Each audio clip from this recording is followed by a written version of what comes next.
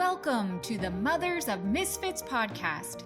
Join me for conversations about how to advocate for our kids in a one-size-fits-all world. Be sure to subscribe so you never miss an episode. Welcome back, everyone, to another amazing episode of Mothers of Misfits. I'm really excited to introduce you to our guest, Shelley Kenow, today. She is a mom, a former special education teacher, a wife, and now an education consultant and master IEP coach. She helps families, teachers, and school districts make the world better for all, which I love, one IEP at a time. And don't worry if you have no idea what those letters mean, we're going to address that first thing. She's also the author of Those Who Can't Teach. And I have to tell all of you that Shelley is a saint because we have actually gone through just a tremendous amount of tech problems before this. And she has just been smiling through it. So Shelley, thank you for coming on and thank you for putting up with my technical troubles and inabilities. Oh, Emily, no problems at all. I'm happy to be here. Thanks for having me. Yes. So we're talking about a subject that matters a lot, hits home to so many families. But let's get the jargon and acronyms out of the way. What is an IEP? Yeah, so in education, probably as in all fields, we use lots of acronyms. This one is the most important one. It stands for Individualized Education Program. Sometimes the P is interchanged with plan. So if you hear somebody say Individualized Education Plan, it's the same thing. And what it does is drives the specially designed instruction for the student who becomes eligible through an evaluation process that can take months, unfortunately. It can be brought about by either the parents or the school district. All of this is driven by the federal education law. And I'm not a lawyer. I just want to say that up front because I direct to the law. That's where I get my guidance from. But anything that I say is strictly just my understanding of the law and advice. It's not me practicing the law. And that law is the Individuals with Disabilities Education Act, or IDEA. Such a good point. Yes, we are not attorneys, not medical professionals. Of course, we're just here to be helpful, but you will want to consult with the appropriate professionals. Make sure that you're checking with the laws in your state, or if you're out of the US, of course, your local laws, and what's guiding your particular school district. Because I think even within a state, you can find differences. So that just makes it more complex and nuanced Right? and tough, Yes. right? Yes. So something else that I want to point out, because my son has a GIEP, so a gifted IEP plan, and I found that some people don't realize that the IEP process and resource can apply to a child who's anywhere outside of that sort of average, for lack of a better word, grouping. So if they have special needs because they might be struggling, or they have a disability, or they have physical or emotional needs, but it could also be because they're excelling, they need to step out of their level of classroom and go to a higher level of classroom for certain subjects. It really is anywhere outside the average, and maybe to a higher level or a lower level, whatever that means for your child. Yeah, absolutely. And that's an excellent point because so often people do not associate gifted with special education. It is covered under Mhm. the law. It's not a technical eligibility, Mhm. but it is within the special education law because, again, it goes back to that specially designed instruction. So, as you said, if a student needs something outside of the general population, then the IEP might be the appropriate document for them. So if I'm a parent and I'm thinking, I think my child needs something specific. I think they need something outside of the general population. Where do we start? So how you would kind of know that is, if you're talking to your child's teacher and you're like, hey, there's this issue, and it's a once and done, or maybe it's okay, we did it this year, and oh, now it's mid-year the following year, and I need to go talk to the teacher. You probably don't need to be concerned. However, if you're talking to your child's teachers frequently or every year and working in accommodations for your child, teachers are wonderful. I am one. I Mhm. love my teacher friends still. And so I'm not going to say that teachers are doing anything wrong, we tend to over help, if anything. Mm. We just automatically accommodate without sometimes even realizing that we're accommodating. And so if you know that too, that your child is getting a lot of support from a particular grade level teacher or a particular subject teacher, you might still want to talk to them about having your child evaluated for special education because, again, I've run across this where if a child is getting a lot of accommodations from one grade level, and that's really helping them be successful and access that general education curriculum, and then they go to the following year and they're not getting those things, Mm. then they don't have the same benefits. But if they have that IEP, that would carry from one year to the next year. And so they would go through this whole evaluation process. And how that happens is if you, as the parent, feel, in your gut, or like I said, you've gone through that talking to the teachers multiple times episodes, then you can request in writing, make sure you do it in writing, that your child be evaluated for special education. And then what happens is the school gets that note and they have to respond to you within, I'm pretty sure it's 10 school days. They have to respond to you as to whether or not they are going to go ahead with the evaluation. If they decide to go ahead with the evaluation, then you will be called in to have a meeting and you'll talk about, okay, what do we know about my son or my daughter? Okay, what do we need to know about this child? And where are we going to get that information? And those are called different things. In some states, they're called ARDs. In some states, they're called domain meetings. Other states, they're called pre IEP meeting. I mean, there's just a lot of different So many names. names, acronyms, it's hard to keep Yes, track. it Yeah. is. It really is. And even myself as a master IEP coach, working with families all across the country, they'll even teachers, will throw out acronyms, and I'm like, I don't know what that means. And so if I don't know what it means, having been an educator for all the years that I was, how is a parent who's first coming into this supposed to know what that means? So we have to get better about that, about remembering that people don't know what we're saying when we use all those acronyms. So they will call you in, you'll have that meeting. And at that meeting is where you will give official permission to go ahead with the evaluation. The evaluation happens, they then have, and again, this is a timeline state decision. In my state in Illinois, they have 60 calendar days. Hmm. Sorry, 60 school days, 60 school days. In other states, it's just 60 calendar days. And they have that amount of time to do all the different evaluations that they need to do. And how they do that is if you're looking at related services, then those professionals would come in and work with your child. You probably won't know because it's just how it fits into their schedule when they're going to come in and do that type of evaluation.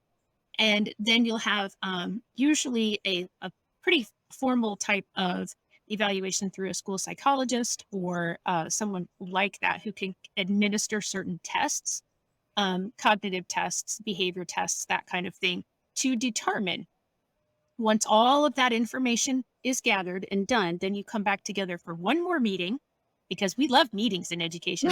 Not really, but that's what the Yeah. law says we have to do. So, Yeah, yeah, everybody's just, trying to do it by the book, which is good, but yes, it right. can feel like there are a lot of meetings Yes. to discuss what you did, what you're gonna do, but it's Right. important to know the process. I'm so glad you're taking us through this so we know what to expect. Okay, so we have this once those evaluations have been done, then we have another meeting to do what? Then you talk as a team about all the results of all those evaluations. And then at that meeting, you determine as a team, you as the parent are an equal member of the team. You are the expert in your child. Hold on to that, accept that, grow Mm, into it, do whatever you have to do to really be the expert on your child. Everyone else at the table is an expert in their field, whether that's administration, the psychologist, the educator, the related service personnel, whoever that is, they are experts at what they do. You are an expert in the person that they are mm, talking about. And mm, that I is love just, that. I just can't emphasize that enough, um, because you're going to be there. You were there before the school got involved. You will be there after the school is involved. You're going to have all of that information that they don't have. They have access to it, but I guarantee you, they don't have the time to go back and look through everything. And even if they did, they still aren't going to get it in the exact same way that you, the parent, is going to get it. So then, once eligibility is determined, If it's determined that the child is eligible, there's a couple of options. Some states go ahead. In Illinois, we just always would write the IEP. Well, at least in my Mhm. district, we would write the IEP if necessary, right at that meeting. Okay. If not, there are other states that they don't have to do it. They have another 60 days. Again, those timelines are so sketchy. Um, to write the actual IEP. And so the way that the IEP is written is, again, it's a legal document and it is formulated by the entire team. And within that is that specially designed instruction. That specially designed instruction is written based upon the present levels of performance. And in that present levels of performance, that talks about all those evaluation results and talks about exactly what your child is able to do currently.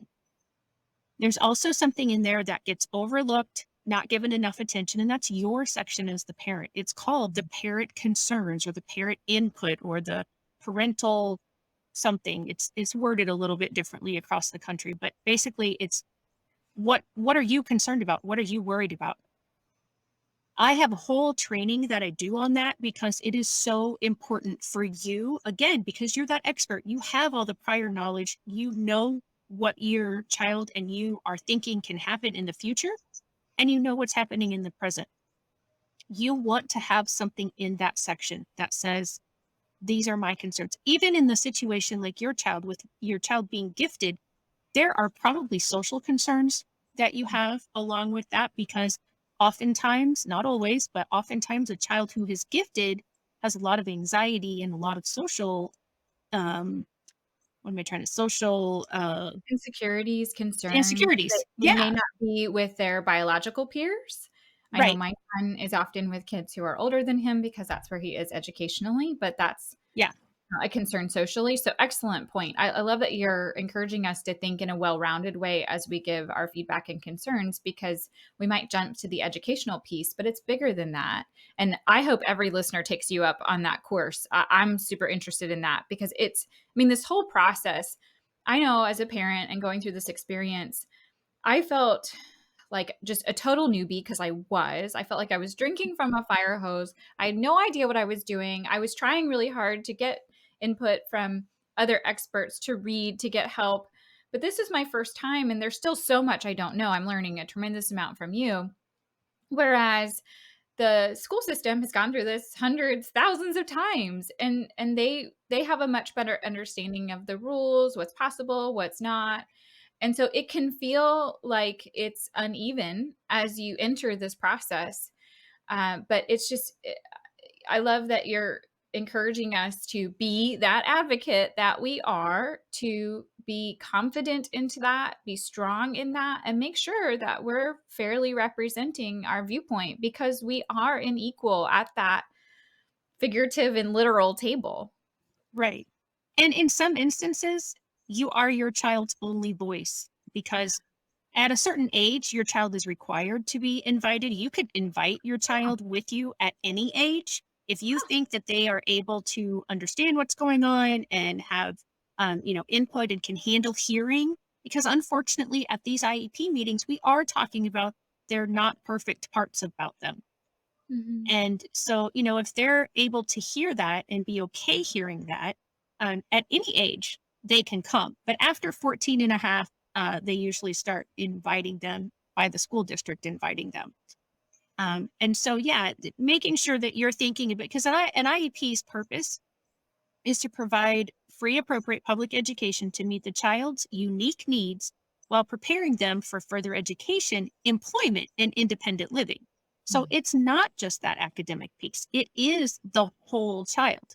So you do want to be thinking about those things when you're writing up that parent input statement. And you don't just want to think about the year that you're doing it. You want to think about 5 years, 10 years, 20, 30 years, even. And that's really difficult when you have a kindergarten and a first grader. Like, how do I Mhm. know what they're going to want to do when they're 30 or 20 or, but it's just getting that started. The parent input, just like the IEP itself, is a Mhm. living document. It's Mhm. changeable. You Mhm. can change it every year if you want to change your input every year, which I personally think you should. Um, and so, yeah, don't ever think that, oh, I put it down once, it's going to be there forever. No, you can change it. So I love that you just brought that up because I want to do some myth busting, but also some uncovering of some rights and opportunities like that that you can change the IEP that are often overlooked, underused, not used to full capacity. I mean, I thought for a long time that your annual IEP meeting was it, and you get everything in there that you want, or you have to wait a year, which is not at all true. So, can you Nope. talk us through some of those misunderstandings that parents often have? Sure, absolutely. So, after we had gone through that whole sort of initial evaluation process, and you've Mhm. been determined that your child has whatever they have as their eligibility at least once a year, and it says it at least once a year, the school district has to call a meeting in order to go over it and make sure that all accurate information is in there, that current information is in there. That's the time when you can change goals and objectives for the next year. You can change related service minutes or specially designed instruction minutes. You can go through and change pretty much anything in there. They have to do that at least once a year. But if you, as the parent, are like, something doesn't feel right, or, I think they've already mastered this goal. Why are we going to have the school continue to work on it when they could be working on something else? I want to call a meeting. You absolutely have the right to call a meeting every month. I wouldn't advise it, but you have the right to Yes, call we more than we one have meeting. to we have to make sure that we're honoring the partnership with the school district, Yes, but yeah, to your point, you have that right, and it's just important to know the options that we have. So when we right. feel like, because things change throughout the course of the year, and sometimes how you thought the IEP was going to be implemented might be different, or it's for to no fault of anyone's, it's just not panning out how you wanted it to, but you don't have to wait for that next year meeting. You can call a meeting right now. Right. And sometimes it doesn't require the whole team. So the Hmm. first idea would be to reach out to the special ed teacher or the gen ed teacher and say, hey, I thought this was happening, or can we change this without having to call the full IEP team? Because there are some things that you can do that are called IEP amendments. And you just add that in, and then the special ed teacher makes sure that everyone who is on the team gets a copy of it and is aware of the amendment, but it wasn't something that had to be decided by the entire team. So you can get some things done without having a full meeting.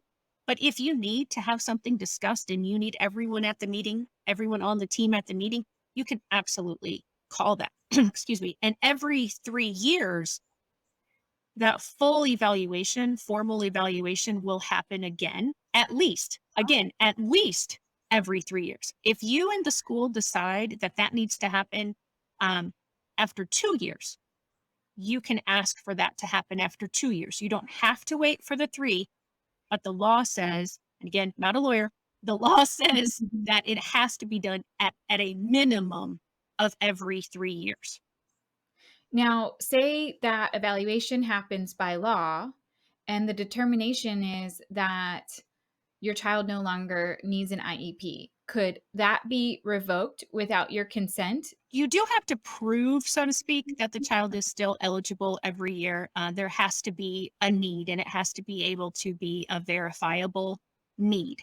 Okay. That's what the law says. That's to protect all kinds of students and school districts, because unfortunately, there are people who are like, no, my child needs to be in special ed, or the school district says, no, this kid, is slower, and so they need to be in special ed, and they would just put people in special ed, and they didn't really need to be in there. So it is something that has to be proven, but it can't just be taken out from underneath a family. There would have to be that full evaluation process, and then the full team come together and decide as a team that they agree that the child doesn't need services. And that's truly, as a special education teacher, I was always hoping to work myself out of a job, because I Hmm. was always hoping and trying to figure out ways to get my students out of the need for special education. Um, there is one eligibility that sort of ends around age 9, and that's called a developmental delay.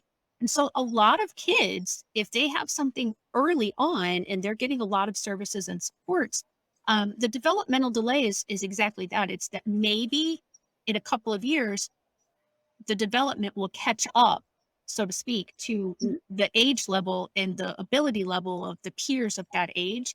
And then I've had multiple students that have that happen to. I was not ever completely worked out of a job, unfortunately, though. Well, I like your perspective on that because I, as a parent, failed to think about that. That often is the goal, is to not have to need these special accommodations to get them to a place where they're thriving inside of the normal classroom. And I'm glad to be reminded of that. What about approving the IEP? We're offered the opportunity to do that in that meeting, at the annual meeting. I know we're always slid the paper across the table and sign here. No pressure. I've never felt, I mean, there's pressure in that moment. I will say that. Sure. Like there's just a sense of everybody's there. You don't want to be the dissenter. You don't want to be that parent. So there's absolutely social pressure. I don't think there's any malice or somebody making us do something we wouldn't do, but, the paper's slid across. Here, sign here to approve. Do we have to sign or, like, speak now or forever hold your peace, like, approve it there, or we lose our opportunity, or what, like, what's that? Can we think about it? Can we come back with feedback? What are our rights Yeah. perspective? So as far as that goes, you do have, again, it's a state thing a little bit, Mhm, but the federal law says, you do have time to think about it. And certain states, you have to sign to give permission to do anything.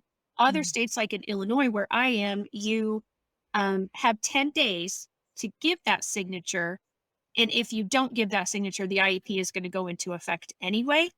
Then you have other options and avenues to go down to fight what the school has said without your consent, so to speak. But there is always a sign in page, which is everybody at the meeting signs in because that's the school's way of saying, look, we invited the parent and the parent said they were coming and they showed up, and here's our proof. That is usually done at the very beginning of the meeting. That signature that you're talking about usually happens around the end after the whole IEP has been written and everyone at the table, or hopefully everyone at the table is on board with what's going on. And then they say, okay, are you good with all of these things? If you are, go ahead and sign it. If you're not, even if you just want to say, I just want 24 hours to just mhm, absorb it all, because there's mhm, a ton of information thrown at a person in these meetings.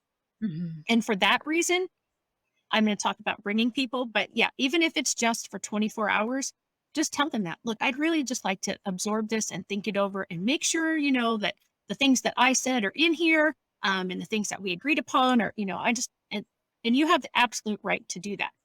So, key takeaway there is don't feel pressured to do something you don't feel comfortable doing. And Right. know that you have the right as a parent to just say, I need a moment. I need to reflect because again, this is new to us. We don't do this all day Right. long every day. And that's okay. That's perfectly fine. And the folks sitting across from the table are likely going to say, great, no problem. Let us know when you feel comfortable. But you did allude to bringing guests. So, how does that work? I did not know that was possible until a little bit later in my experience. And I also know there's a lot of other people at the table that we didn't invite per se. We're happy to have them there, but how does all that work, and how do you know who's going to be there? So you as a parent should get a notification of conference. Now, again, the law is weird. And I love the law, but I hate the law. I hated studying the law because it's like, oh, Mm, here's a part, but then that is connected to this part that's 300 pages later, and then that's connected to this part over here that's 250 pages sooner. And so what the law says is they have to notify you at least once. That's all that they have to notify you. However, if you dig further into the law, it says that they can hold the meeting without you present as long as they have done due diligence to notify you and work with you about attending the meeting. So, how I was taught, and that I was actually taught by a due process hearing officer, is you send at least three notifications of conference and you send them differently. So maybe one is by a phone call, one is by sending the note with the child, and one is by an email. okay. So that at least, you're showing, look, I didn't send them all home with the student, because that's not Mhm. really due That never diligence. makes it home. Yes, Exactly. yes, that's the And riskiest of all.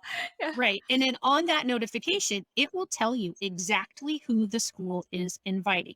Now, when I say exactly, it could just be the title of the person, not the actual person's name. because if they put a name in there and that person doesn't show up, there's a whole other thing that has to happen. So they have to tell you exactly who they are inviting, and then there's things that you can do if people show up that weren't on that list and people that were on the list don't show up. So there's other steps to that. But I know we're time constrained here today, so I will have to you'll have to have me back. Well, I have to have you back, and I hope everybody listening seeks you out, and we'll talk about how to do that at the end of this conversation. Because yeah, this is just tip of the iceberg stuff, but I'm learning so much. Okay, but let's just finish So on I didn't that. talk about guests. Yeah. Yeah, I was gonna say. So how about us? What? Who can we bring? Can we bring people? Yeah, absolutely. You absolutely can bring anyone that you want. The law asks that the person be either knowledgeable in your child or special education, or the perfect is if they're knowledgeable in both. Mm, And you do not have to tell the school that you are bringing anyone.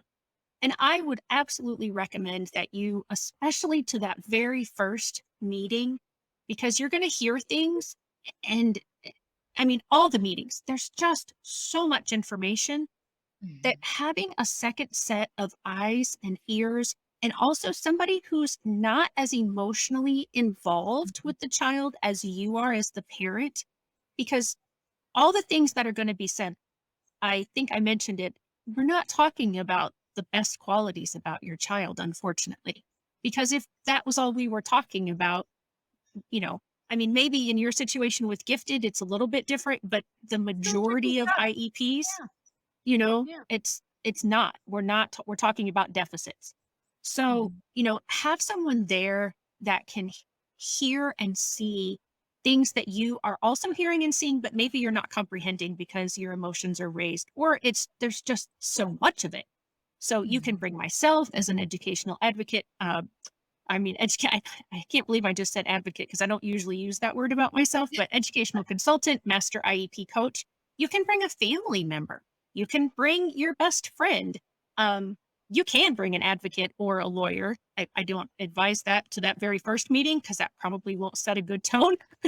But Yeah, it can be you have to do that wisely because you don't wanna create, an right, impression that you're, coming with all the full force of the, right, kind exactly. of picking a fight, Right. so, yeah, that's definitely very delicate because you are looking to have a long-term partnership with those Yep. teachers, with that school district, and if you come with an offensive, position, Yeah. they might wanna match you, Right. and it's a little bit of that dance, and so I think I agree with you, that's something to be reserved for when and if you need it. If you're Yeah. feeling like you're not being heard or things are not working out or your rights aren't being honored or somehow the process is being abused, that's when it's a good time to engage those folks, and you can engage them privately. In fact, I think that's a great idea, so you can understand what are the laws of the state, what are my rights. I know I'm in Pennsylvania. I know that they have a resource where you can call and ask for help. Um, that's great so that you're more confident. But in terms of bringing them to the meeting, whew, that can set a tone that we didn't intend to. Right. And me as a master IEP coach, what I Mhm. come to the meetings is to collaborate. I don't Mm. that's how I'm different. That's why I'm surprised the word advocate came out of my mouth because typically advocate starts like adversarial and they actually usually Oh. are together. School districts, and am fighting this as a coach even because I do have the same information as an Mhm. advocate, but typically the advocate does come in more, okay, we're going to do this and you're doing all these things wrong. Blah, blah, blah, blah." But that's not how I come in. I come in because I want to collaborate. I want to have an IEP that is appropriate, not best. The law only requires appropriate, another whole conversation. And so making sure that the IEP is appropriate for the child, even though the parents hire me, the child is really who my focus is on Right, and right. who I am trying to get everyone at the table to do what is going to help this child reach their fullest potential. And I know, or I hope, that at some point you won't feel like you have to have me there, but you just want to have me there. And if you come to the point where you don't even feel like you have to have me or you want to have me, you're still going to be there. And even Mm, if I go to meetings with you annually, you're still dealing with that school district every day or weekly or quarterly because your child is there every day. So I mhm, want to make that relationship a positive relationship because you're there. I'm not. I don't want to come in and cause problems for you and then walk out the door and leave you in the wake. I want to come in and make it as collaborative as possible. I'm not saying it's going to be all rainbows and unicorns, but that is sort of my goal. mhm. Well, and I just get that impression from you and how you carry yourself that you're good at executing on that goal and creating those mutually beneficial relationships and collaborations. And I have learned so much. And again, we could go on and on and on and on. And I'm sure there are so many questions from our listeners, which, by the way, if you have questions, just send them out on our Facebook page, on Instagram, email us, submit them on the website. We're happy to have Shelley back, or whatever we can do to help you answer these questions. We love hearing from you. But Shelley did generously provide an IEP meeting checklist to our listeners. And what we're going to do is provide a direct link for you to get a copy of that in the episode insiders. Those are the newsletters we send out every Tuesday when we publish a new episode. So just go to mothersofmisfits.com, scroll to the bottom of the page, enter your email address. It's really that fast, and you can be sure to get your hands on that IEP meeting checklist, because that sounds hugely valuable. Thank you so much for your time and your wisdom, Shelley. You have helped so many of us better navigate the IEP process. And I'm sure for those that want some extra help, you'll be hearing from them too. I hope so. That is my goal, is to help everybody, like you said at the beginning, making the world better for all, one IEP at a time. Thanks for joining us for this episode of the Mothers of Misfits podcast. Make sure to subscribe so you never miss an episode. We also invite you to visit us at mothersofmisfits.com.